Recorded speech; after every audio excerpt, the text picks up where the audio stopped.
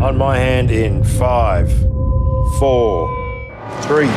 To the News at 6 family. Please welcome the golden couple of news, Miss Helen Norville and Mr. Dale Jennings in 1987. Can we expect a newsroom wedding? The whole country is on the brink of a colossal change, and it is our job to report it. You know, if you promote the hell out of this story, you'll get the biggest numbers of the year. Welcome to the National Tally Room for election night. You'll be in direct competition with your former colleagues at the News at 6. It's time to move forward, isn't it? Wow, Dale Jennings joins us. Sam Reid, how are you? You're very Sam Reid today, you're not Dale Jennings. Yeah, I don't mind. Yeah, no, it's been great to actually sit here and watch how it actually happens. What's the difference? Is it... You're a lot more professional than us. Stop it. Stop it. There's also a lot less people in the room. It's yes, so back in the late 80s, you had floors of camera operators and floor managers and an auto cue operator, and that's the fun of the series. Now we have one person. Doing a great job, Audrey. Good job. Thanks, Audrey. So I worked out that at the end of 1987, when this new series is set, you were 9 months old.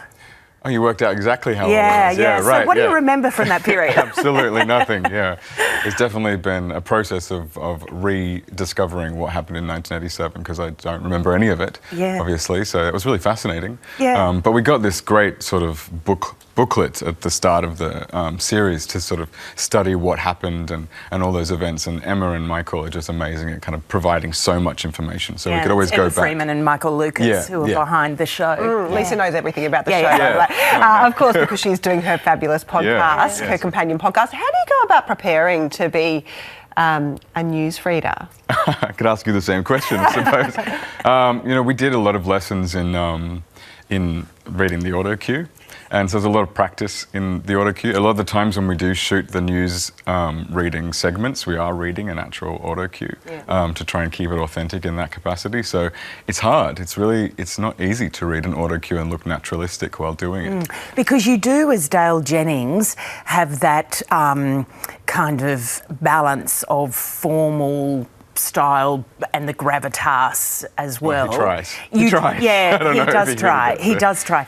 But I tell you what, one of the things about this second series is William McInnes and just how wild he is as the news director. Yeah. Is that how life was back then, do you think? Was it like that? Lisa knows. Sadly, I can tell you, having been in newsrooms back in the 80s. Well, you'll have to listen to the podcast, Mads. But no, there was certainly people who would tell you how they felt about things with a lot more force than they're allowed to do these days. Yeah, he's terrifying. He's a force of nature. And, William is extraordinary because he can scream like that and just scream over and over and over and over again all day. And he never seems to lose steam. I mean, he sort of blows me away. How much ad-libbing is there on the show? Because there's a lot of lines that are pretty out there. Yeah, there is a fair amount, but it's not an uncontrolled amount. There's a fair amount of kind of improvisation that does happen around the text, particularly William. He's very good at those. And we saw Dale at the end of the last series step up into the role of newsreader. He's a bit tormented about that, also tormented in his private life.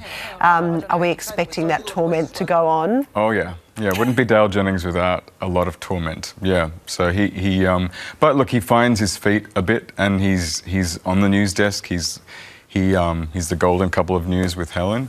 They're the most popular news program on television, and he's doing well. He's getting good ratings. He's still a bit stiff and robotic, so he's got some things to work on, but he's trying. You mentioned the auto cue and the number of people who are around. A lot of viewers wouldn't realise that almost all of that stuff is real stuff that has been collected to be used on the show. Was there anything you wanted to nick at the end of it? Oh, yeah, the televisions, I just love those vintage televisions. I think they're amazing. But yeah, the control rooms and all of the technology I just find so fascinating, and the cables everywhere. Like, everything was connected to something. I just want to mention as well, it's not been a hit just in Australia, it's been a hit overseas as well. In the UK, it was on free-to-air. They love the newsreader over there. Yeah, it's really exciting that the show is kind of reaching people overseas and also at home. I think that's kind of like really really fantastic. Why do you think that is? You know, I don't really know the answer to that. I wish I did. I guess it's an interesting period of time, but I think probably because the show's actually about oddballs. They're people who are trying to conform, trying to fit in, but they don't really. And so they have this wonderful framework of, you know, very stable, controlled people who are your newsreaders, who you want to have to be this calm voice of reason, you know, telling you the facts of the day. But actually, deep down inside, it's a bit more complicated than that. And no one's that controlled and presentable. I also think it's about the fashion, and Sure.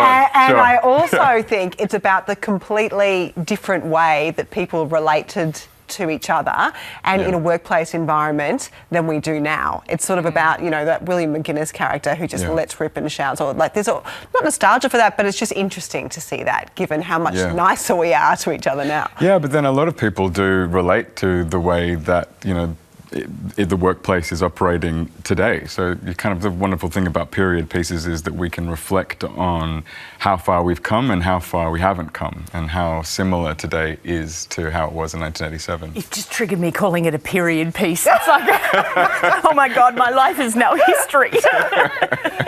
Hey Sam, thanks very much, and thanks also for being part of the podcast that Lee and I have done. So it's all rolling out on Sunday night, and so good to have you on the couch. Yeah, thank you very much for having me. It's very exciting.